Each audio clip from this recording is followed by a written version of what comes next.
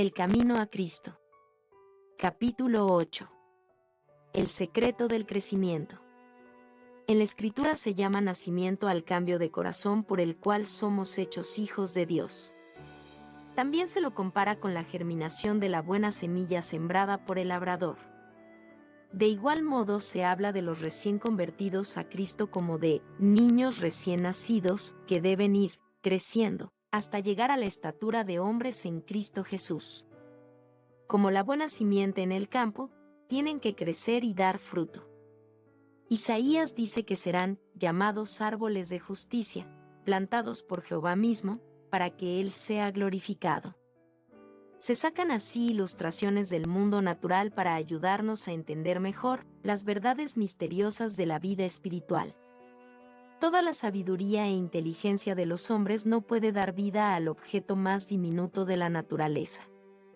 Solamente por la vida que Dios mismo les ha dado pueden vivir las plantas y los animales.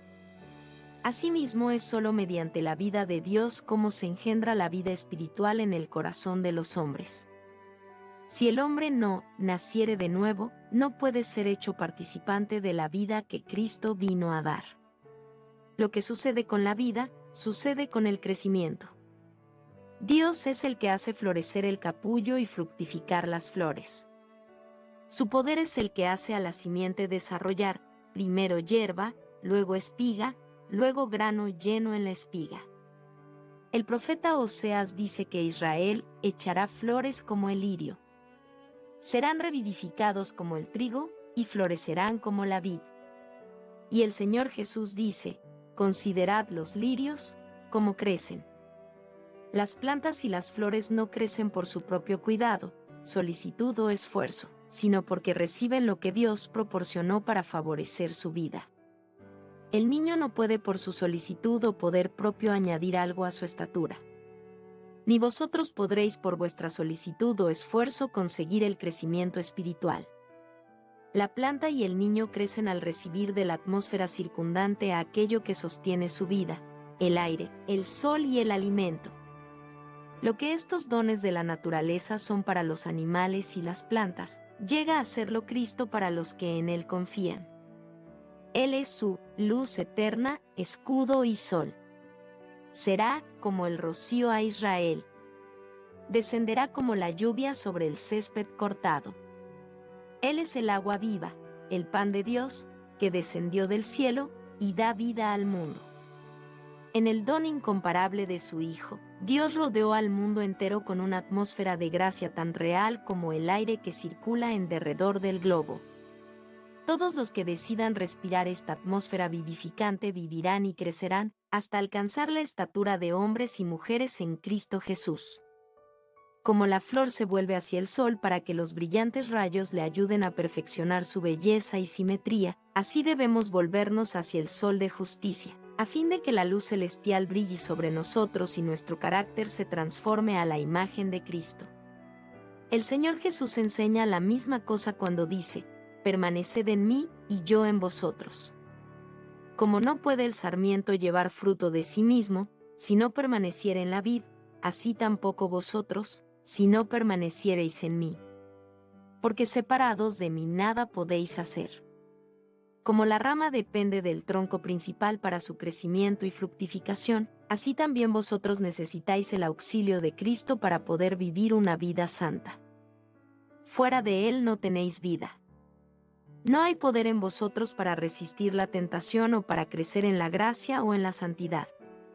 Morando en Él, podéis florecer. Recibiendo vuestra vida de Él, no os marchitaréis ni seréis estériles. Seréis como el árbol plantado junto a arroyos de aguas. Muchos tienen la idea de que deben hacer alguna parte de la obra solos. Confiaron en Cristo para obtener el perdón de sus pecados, pero ahora procuran vivir rectamente por sus propios esfuerzos. Mas todo esfuerzo tal fracasará. El Señor Jesús dice: porque separados de mí nada podéis hacer. Nuestro crecimiento en la gracia, nuestro gozo, nuestra utilidad, todo depende de nuestra unión con Cristo.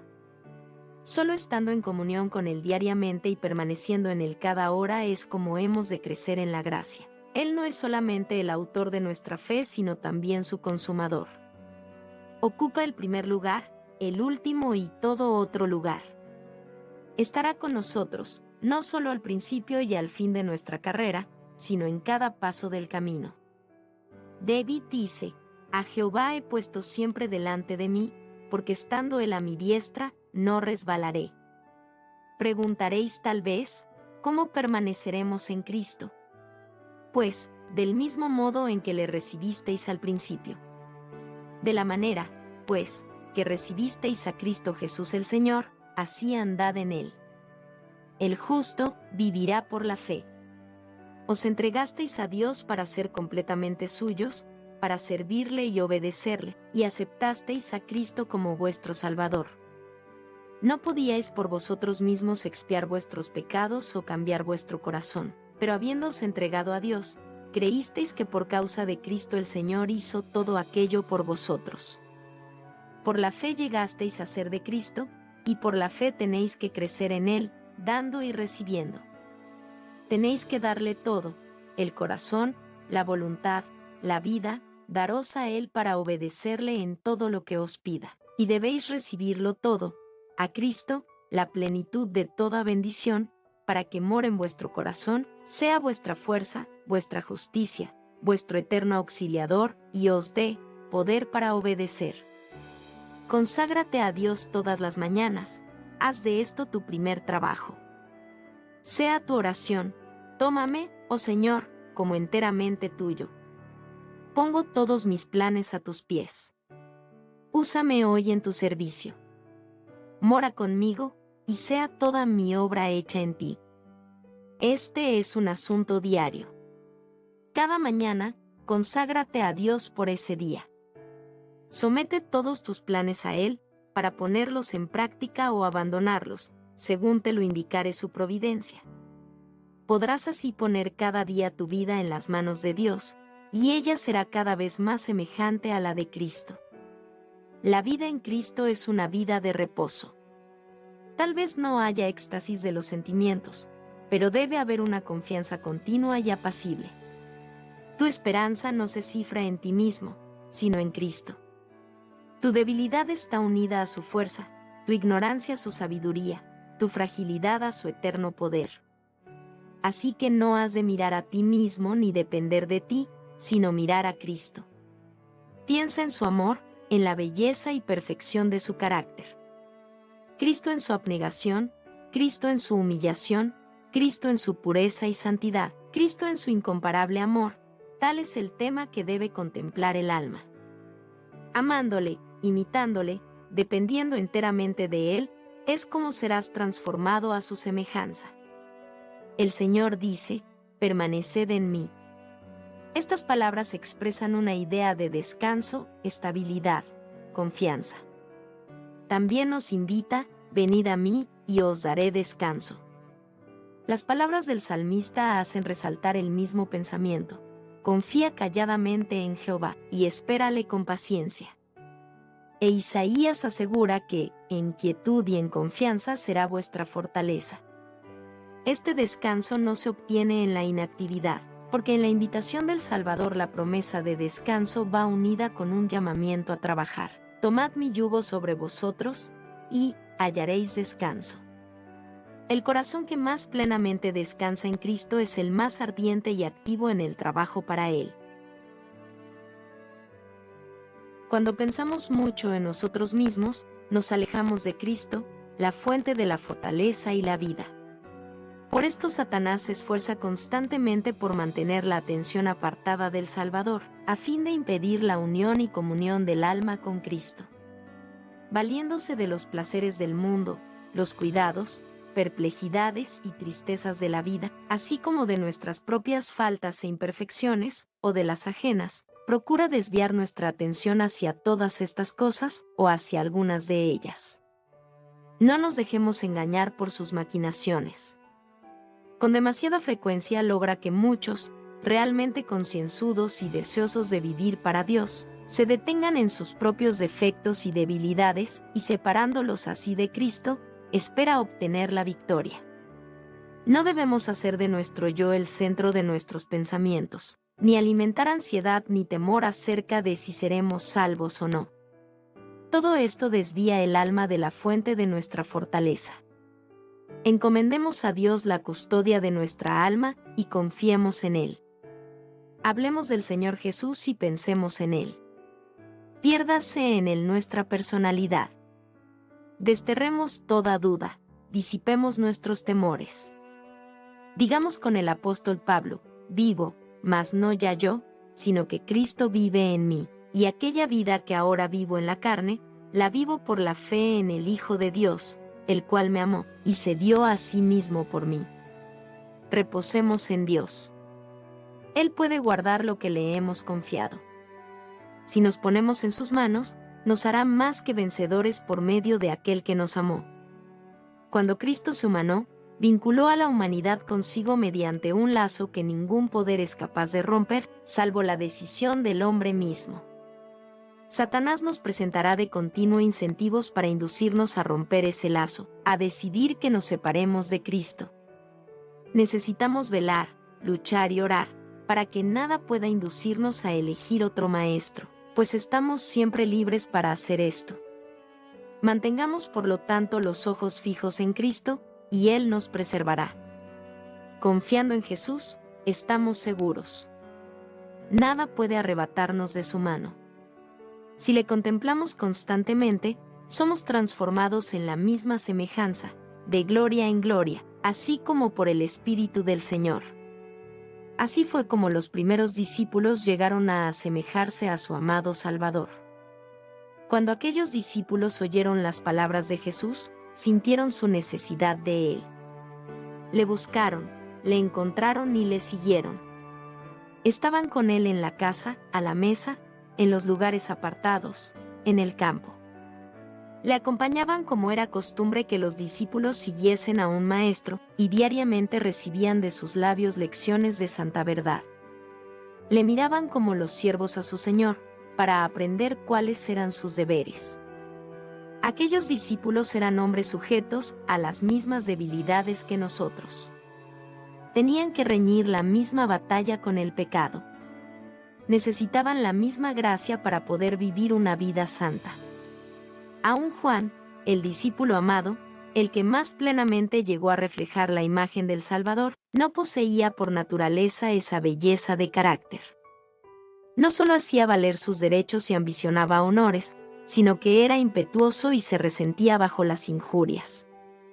Sin embargo, cuando se le manifestó el carácter divino de Cristo, vio su propia deficiencia y este conocimiento le humilló. La fortaleza y la paciencia, el poder y la ternura, la majestad y la mansedumbre que vio en la vida diaria del Hijo de Dios, llenaron su alma de admiración y amor. De día en día su corazón era atraído hacia Cristo, hasta que en su amor por su Maestro perdió de vista su propio yo. Su genio rencoroso y ambicioso cedió al poder transformador de Cristo. La influencia regeneradora del Espíritu Santo renovó su corazón. El poder del amor de Cristo transformó su carácter. Tal es el seguro resultado de la unión con Jesús. Cuando Cristo mora en el corazón, la naturaleza entera se transforma. El Espíritu de Cristo y su amor enternecen el corazón, subyugan el alma y elevan los pensamientos y deseos a Dios y al cielo. Cuando Cristo ascendió a los cielos, el sentido de su presencia permaneció con los que le seguían. Era una presencia personal, impregnada de amor y luz. Jesús, el Salvador que había andado, conversado y orado con ellos, que había dirigido a sus corazones palabras de esperanza y consuelo, había sido llevado de su lado al cielo mientras les comunicaba un mensaje de paz, y los acentos de su voz: «He aquí, yo estoy con vosotros todos los días, hasta el fin del mundo», les llegaban todavía cuando una nube de ángeles le recibió. Había ascendido en forma humana, y ellos sabían que estaba delante del trono de Dios como amigo y salvador suyo, que sus simpatías no habían cambiado y que seguía identificado con la humanidad doliente. Estaba presentando delante de Dios los méritos de su sangre preciosa, estaba mostrándole sus manos y sus pies traspasados, para recordar el precio que había pagado por sus redimidos. Sabían que había ascendido al cielo para prepararles lugar y que volvería para llevarlos consigo. Al congregarse después de la ascensión, estaban ansiosos de presentar sus peticiones al Padre en el nombre de Jesús. Con solemne reverencia se postraron en oración repitiendo la promesa: todo cuanto pidiereis al Padre en mi nombre, Él os lo dará. Hasta ahora no habéis pedido nada en mi nombre, pedid y recibiréis, para que vuestro gozo sea completo. Extendieron cada vez más alto la mano de la fe presentando este poderoso argumento: Cristo Jesús es el que murió, más aún, el que fue levantado de entre los muertos, el que está a la diestra de Dios, el que también intercede por nosotros. El día de Pentecostés les trajo la presencia del Consolador, de quien Cristo había dicho: estará en vosotros.